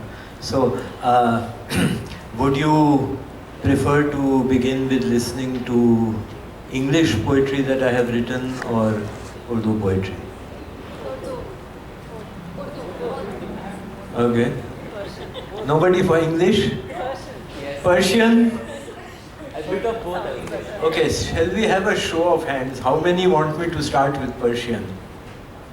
1, 2, 3, 4, 5, 6, 7, 8, 9, 10. I think that's one. It's a majority. Start with Urdu. Yeah, less number. Start with English. Okay. Persian one, hands down. Okay.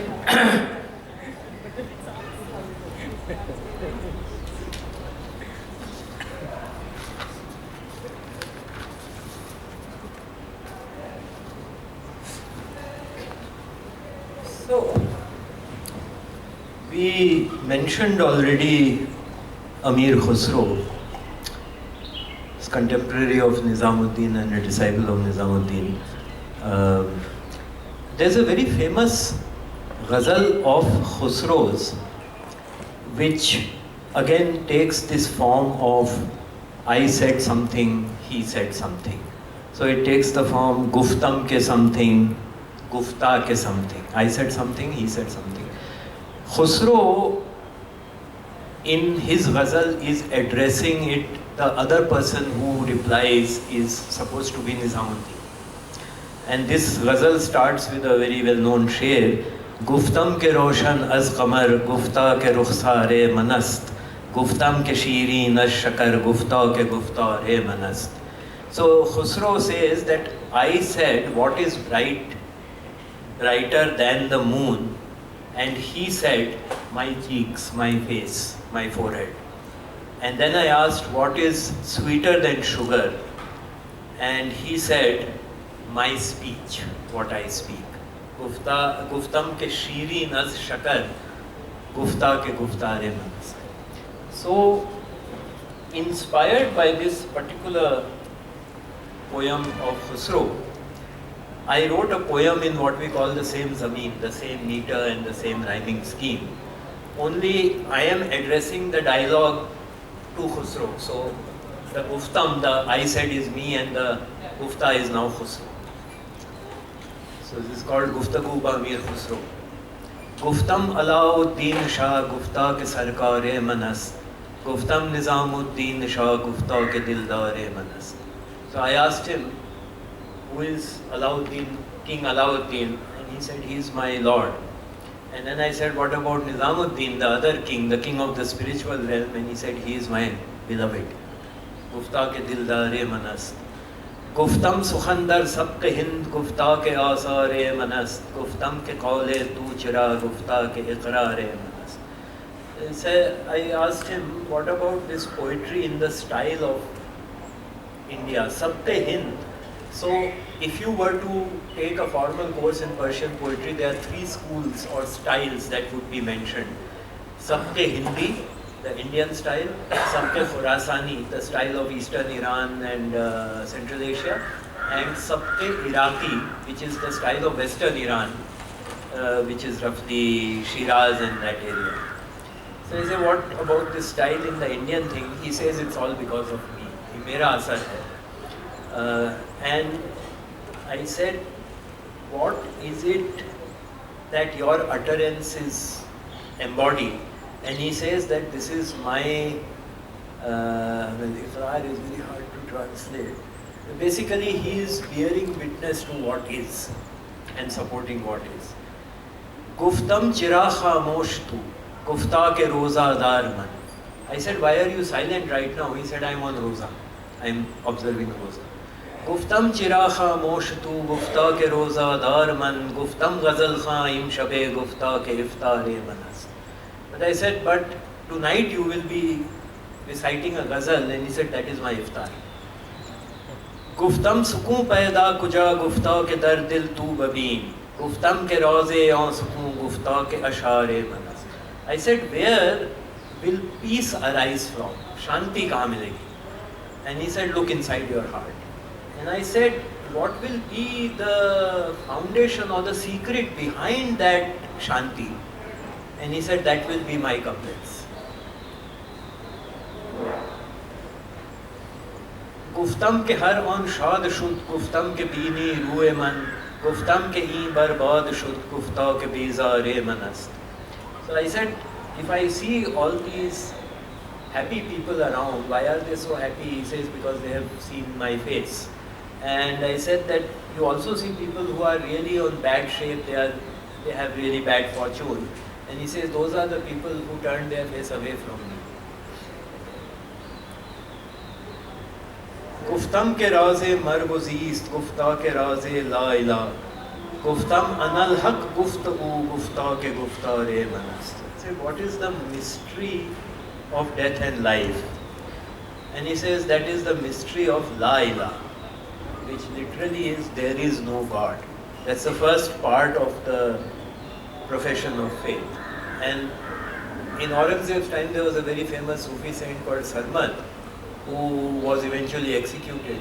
Partly because, well, he was executed mostly for political reasons, but the excuse had to be on religious grounds. One of the things was that he refused to say La ilaha illallah. He only said La ilaha and he used to stop. And people said, why do you stop at that point? He said, I am still trying to absorb this and only then I can go ahead. And this became an important part in his trial to say that he is basically an apostate and therefore should be executed. The real reason was he had supported Dada Shikoh in the civil war.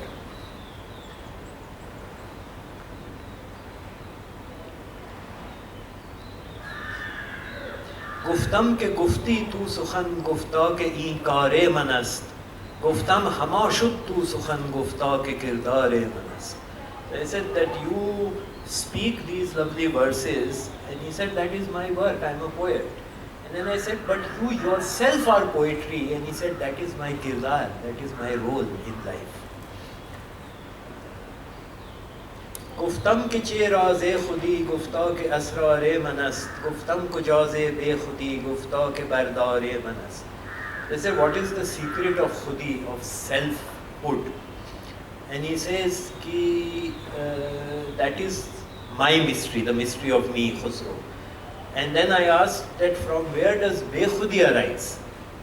When you transcend yourself and go into a state of bekhudi. And he says that that comes from the fact that when I will be executed, that will be the point from which bekhudi arises.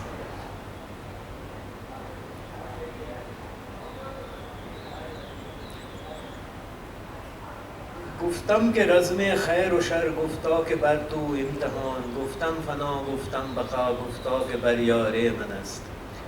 So I said, what is this battle between good and evil? He said, it's a test for you. It's an examination for you. And then guftam fana, guftam baka. I said, what about annihilation, fana, and eternal life in annihilation, that is baka? And he said that this is all dependent upon the beloved.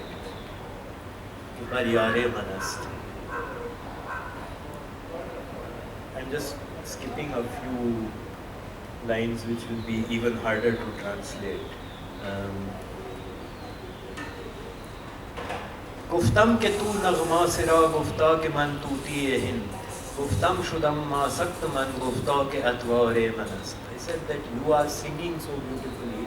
He said, I am known as the Tuti Hind. That was one of his titles, the songbird of India.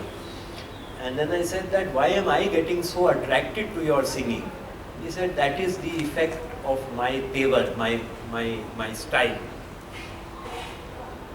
Gufta ke atware manast.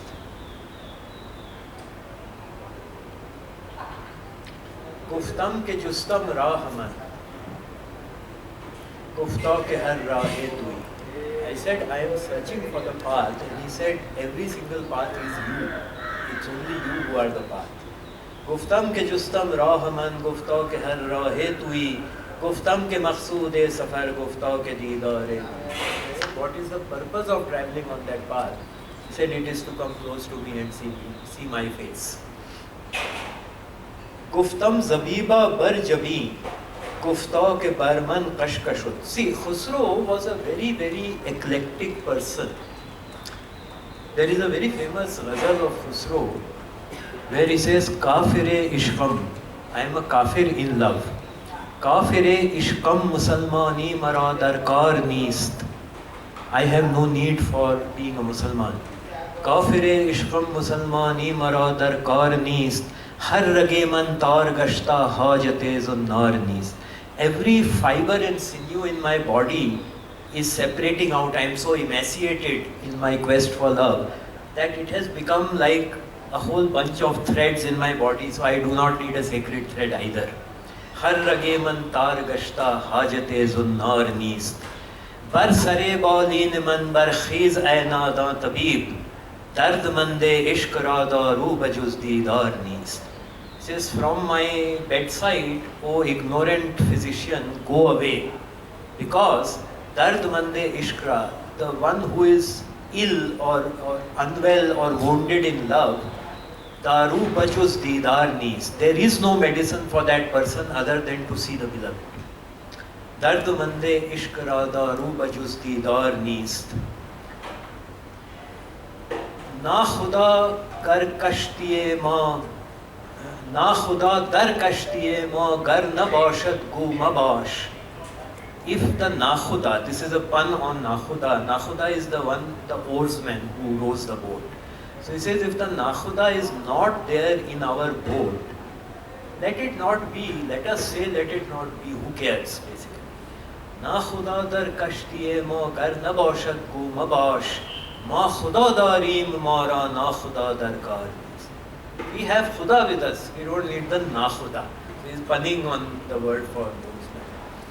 And then final couplet he says, Khalq mi goyat ke khusro bud parasti mi kunat.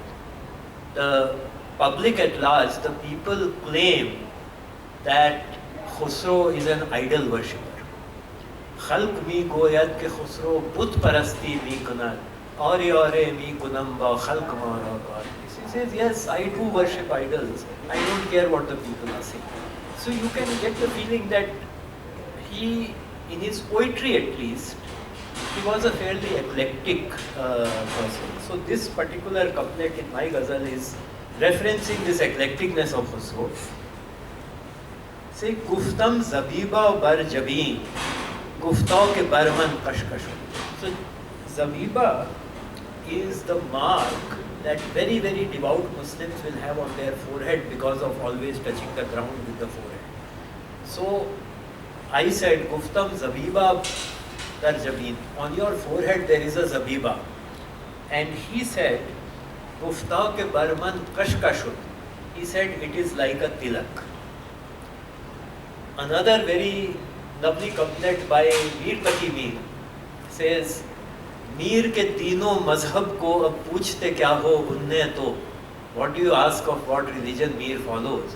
दीन के मीर के दीनों मजहब को अब पूछते क्या हो उनने तो कशका खींचा दैर में बैठा कब का तर्क इस्लाम किया. He has put a tilak, a kashka, sat in the temple and went away from Islam. See, a lot of these things are not to be taken literally. These are poetic devices. So I say, Guftam Zabiba dar Jabeen, Gufta ke barman kashkashud, Guftam ke tasbih shuma, Gufta ke zunnare. I said, but what about the rosary of prayer beads that you are holding? I said, that is my sacred thread. Guftam ke tasbih shuma, Gufta ke zunnare manast.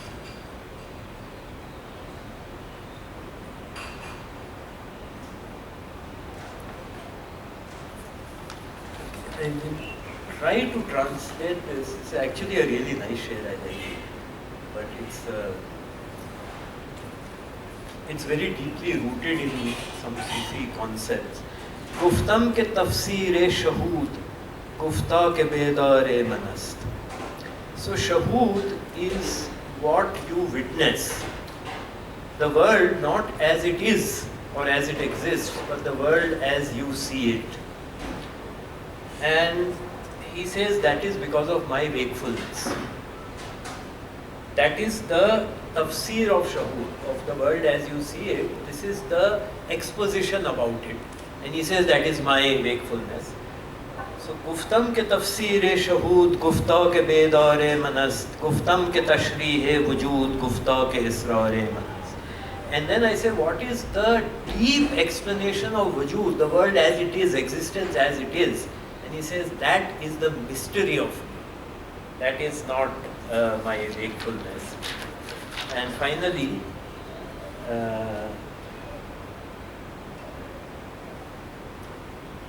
Guftam ke ramze nesti. What is the mystery of non-existence? Guftam ke ramze nesti gufta ke behjubi man. For me to go into a veil and be covered, that is the mystery of non-existence. Guftam ke ramze nesti gufta ke mehjubi man. Guftam ke roze hast chi gufta ke izhare manas. What is the secret of existence? This is for me to express myself. And then the final line is Guftam ke khusro peer man, gufta ke ma shahkare hu.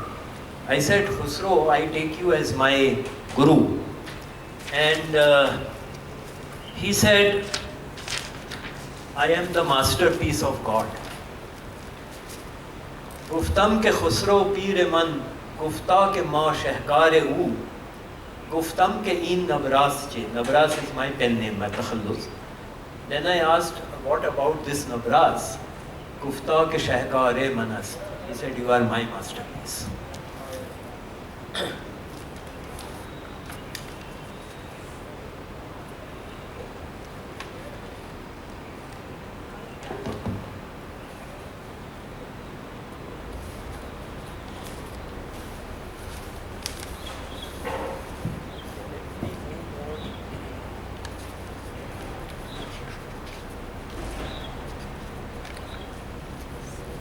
Which is a bit.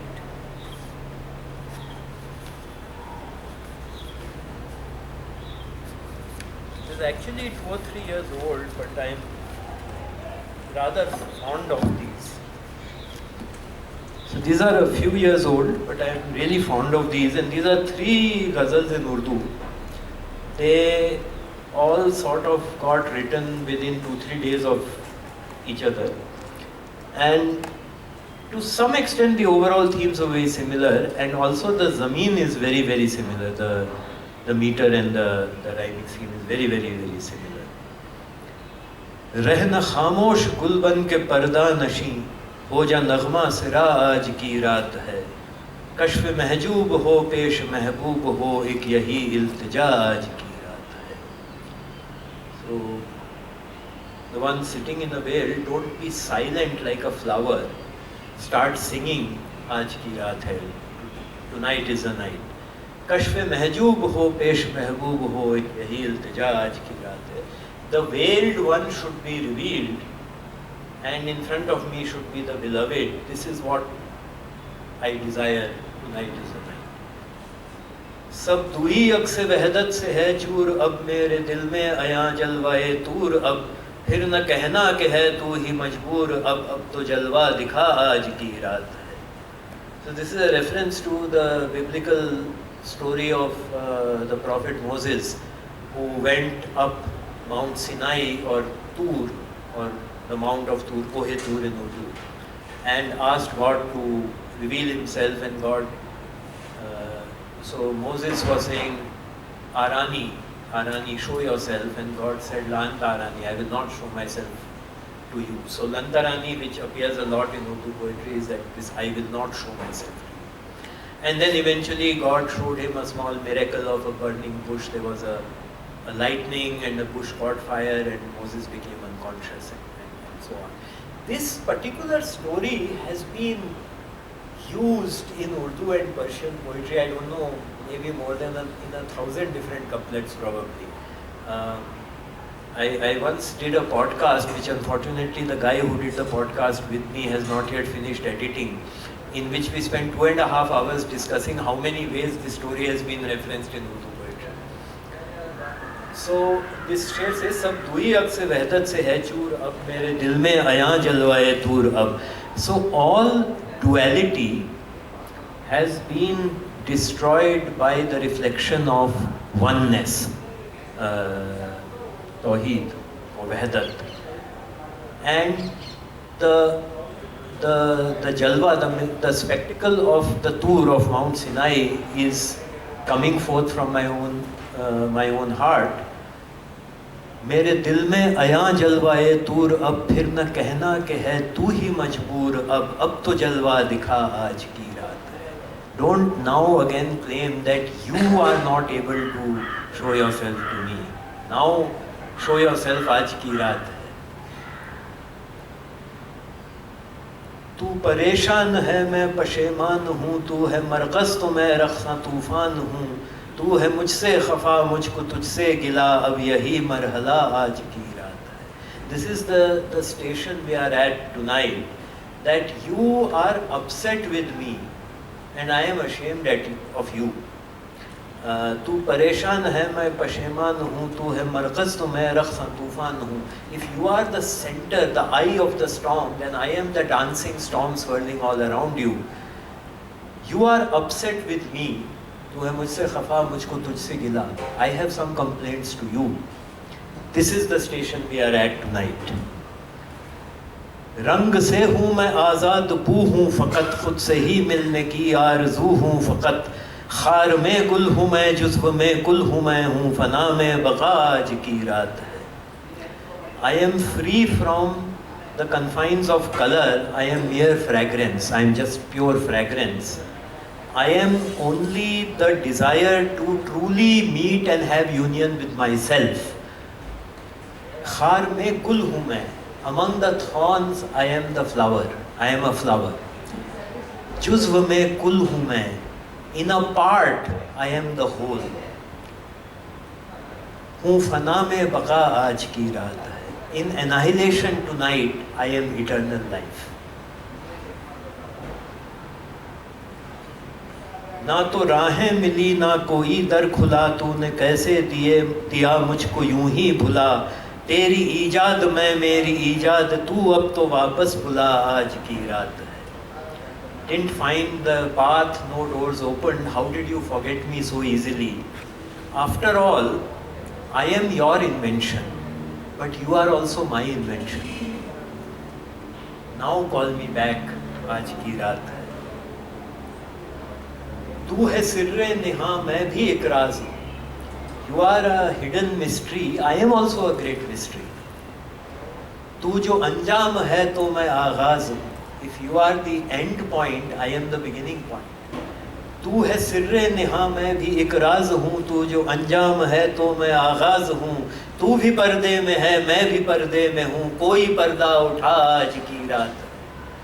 You are also veiled, I am also veiled. At least lift one of those veils आज की रात. मैं हूँ तस्वीर तो तू भी तस्वीर है, मेरी आज़ादियों पे तू जंजीर है. ये भी लगता कभी है तू इक्सीर है, तू है क्या ये बता आज की रात है. Both of us are pictures, but sometimes it looks like you are a fetter on my freedom. So sometimes it looks like you are the elixir of eternal life. Elixir in English is literally al-iksir from the Arabic. थाम कर फिक्र का आईना जब कभी यूं ही देखा कि ये एक ही सूरत दिखी.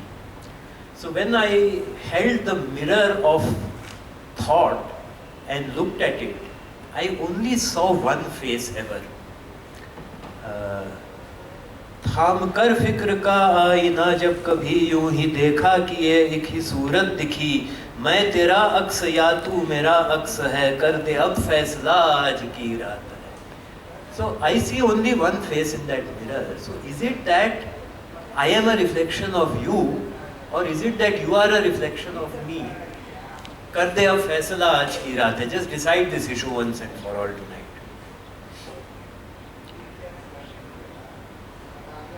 जिसने जन्नत को ठुकरा दिया तैश में, उसको रोज़े क़यामत का क्या डर भला. The one who left paradise in a fit of anger and said नहीं चाहिए जन्नत. Why should that person be afraid of the day of judgment? जिसने जन्नत को ठुकरा दिया तैश में, उसको रोज़े क़यामत का क्या डर भला. सर बुलंद आऊँगा तेरे दरबार में, ये मेरा हौसला आज की रात है. I will come with my head held high on that day. मैं भी नबरास हूँ. So नबरास literally means divine light, my pen name. मैं भी नबरास हूँ तू भी नबरास है, नूर ही नूर दूरी में और पास है. क्या तू मुझसे कहे क्या मैं तुझसे कहूँ, बस खामोशी रज़ा आज की रात है. If we are face to face, what will you say to me? What can I say to you? What is required tonight is just silence. So So that was the first ghazal in this sequence of three. This is the second one. मैं हूँ जिंदा यहाँ तू बजिंदा वहाँ. I am alive here and you are in the zindan. You are imprisoned there. मैं हूँ जिंदा यहाँ तू बजिंदा वहाँ कार फरमा जहाँ आज की रात है लंतरानी या दीदार कर फैसला अब तेरा इम्तहां आज की रात है. You decide. You want to say I will not show myself, or you want to give me a vision of you. This is an examination for you. It's a test of you. ये तेरा इम्तहां आज की रात है. कहकशा भी फलक पर है और माह नौ एक तू एक मैं हूँ पहाड़ी पे अब. ये हिमाकत की है एक अजब सी घड़ी पूरी कर दास्तां आज की रात है. Finish this story now. You and me are both on Mount Sinai. आरिज़े शब पे आंसू खुशी के हैं ये आज शबनम भी गर्मी लिए नार की है. ये खामोश नगमा सा फैला हुआ जो ज़ुबां दर ज़ुबां आज की रात है. मैं मुसव्विर के तू. Am I the artist, the painter, or you? मैं मुसव्विर के तू राज है ये बड़ा कुछ अयां कर के फन किसके हाथों का है. This is a great mystery. So ये make it known whose hand has that skill. Are you the painter or am I the painter that paints the universe? मैं मुसव्विर के तू राज है ये बड़ा कुछ अयां कर के फन किसके हाथों का है. कौन पाएगा नजराना इस रात का गश्त में अरमग़ां आज की रात है. There is a great reward circulating this night. So which one of us is going to get the award for being the great painter of the universe? मेरे सीने में दिल है जो बुर्राक है. So perhaps all of you may not be familiar with this, but there is this waqia, this incidents when the Prophet Muhammad is supposed to have been called by God to the heavens, and Gabriel was sent down to call him up, and he flew to the heavens on a heavenly horse with wings called Burraq. And he went and actually met God there and then came back. So this is referencing this particular thing. मेरे सीने में दिल है जो बुर्राक है. I have a heart which is like the burraq, that winged horse that took the Prophet up to heavens. मेरे सीने में दिल है जो बुर्राक है, मेरी फिक्रे निहा पेशे आफाक है. My hidden power of thinking goes beyond the horizons. मेरे सीने में दिल है जो बुर्राक है, मेरी फिक्रे निहा पेशे आफाक है. चश्म भी चश्म बीनाए इदराक है, अब तो हो जा अयां आज की रात है. Even my eyes are the seeing eyes of the intellect. So now show yourself.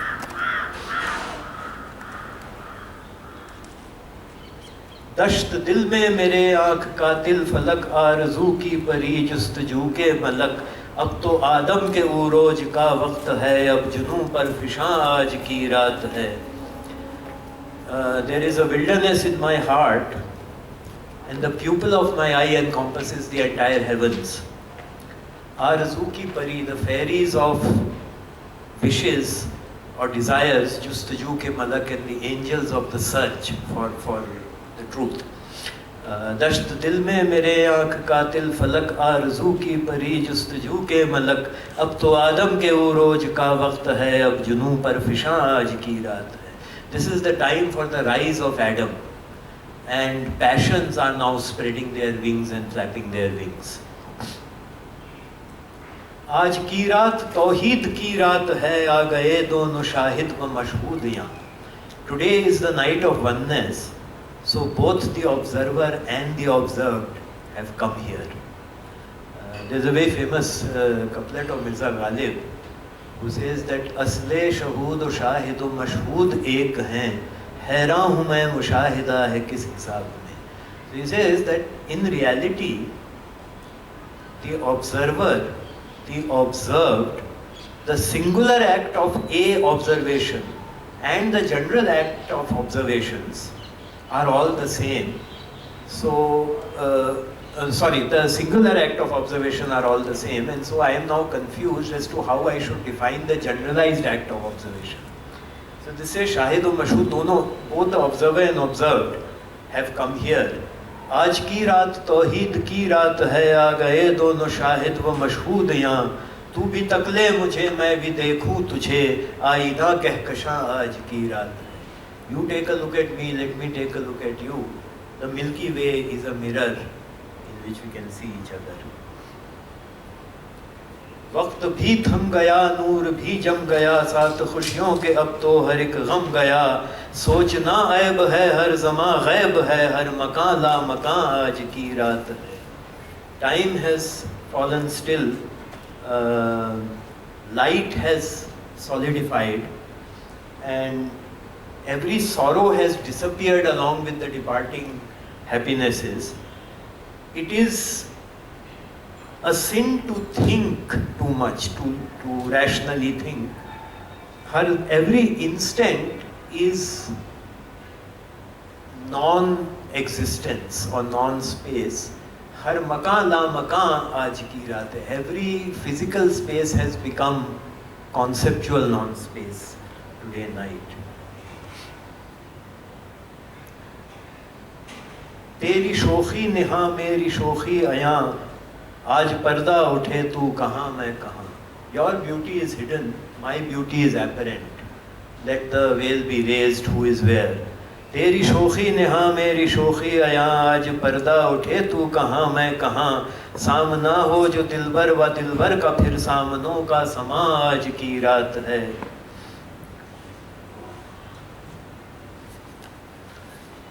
And then the third ghazal on a similar ज़मीन is देखो देखो उसे आशिक़े सरबदस्त, सरमदी है रवां आज की रात है.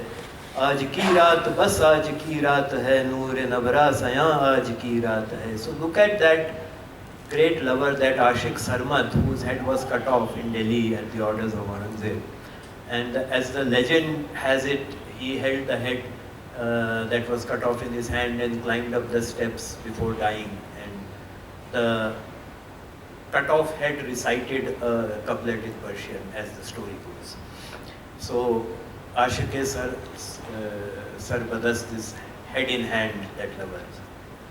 कैसी देखो ये इंसान की रूदाद है, कि सदी दर सदी फिर से बेदाद है. So now this otherwise extremely metaphysical, let us say, series of thoughts starts engaging a little bit with the realities of the world as well. So see this story of mankind, that century after century there are injustices after injustices. कैसी देखो ये इंसान की रूदाद है, कि सदी दर सदी फिर से बेदाद है. सीता झेलेगी फिर इम्तहान नार का इम्तहान आज की रात है. Once again, today also Sita will be forced to face the Agni Pariksha, imtahan nar ka. Nar is fire. So tonight again is a nar ka imtihan for somebody or the other. Draupadi हो चुकी urea दरबार में, फिर न आया बचाने कन्हैया उसे. द्रौपदी हो चुकी उरिया दरबार में, फिर न आया बचाने कन्हैया उसे. हो गए दफन ईमान न रोया कोई, वक्त ज़ब्ते फुगा आज की रात है. Draupadi was stripped naked in the darbar, but this time no Krishna has come to save her. And everybody's sense of conscience or proprietariness has been buried long ago. Nobody even cried. Aaj ki raat is the time to suppress all your tears and your cries of sympathy. हो गए दफन ईमान न रोया कोई, वक्त ज़ब्ते फुक़ा आज की रात है. इल्म भूले के पहिया है धंसने लगा. Kern on the Kurukshetra. Ilm bhule, forgot all knowledge, and the wheel started sinking into the mud. इल्म भूले के पहिया है धंसने लगा, काट दी अब तो अख्तर ने सब निस्बतें. And the son, Akhtar, cut off all his connections to you, all that knowledge given the The military knowledge given by the son, those weapons and how to use them all disappeared. Incidentally, the word akhtar for sun is from the verb to cut. Akhtan in Persian is the verb to cut. So akhtar is used for the early forenoon sun because it cuts away the darkness as it rises. So काटनी अब तो अख्तर में सब निस्बतें, कितने करणों की फिर से चढ़ेगी बली महाभारत, अयां आज की रात है। शम्स भी है ज़माने में तबरेज़ भी है, फ़ज़ा वहशतो दर्द अंगेज़ भी, मसनवी की है हाजत फिर इस दौर में, अब वो रूमी कहाँ आज की रात। We again need a Masnavi, but where is the Rumi tonight?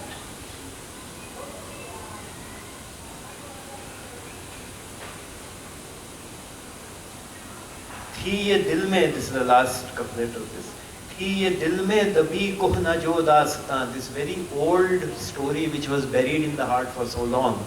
थी ये दिल में दबी कुह न जो दास्तां, आज उभरी उबल कर न थामो इसे. This has boiled up and come out, don't stop it.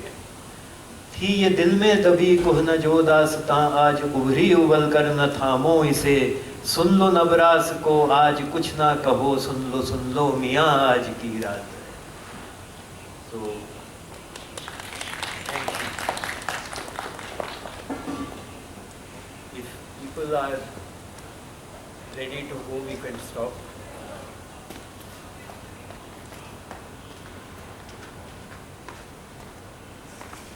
Is that okay? So thanks a lot, guys. This was great fun.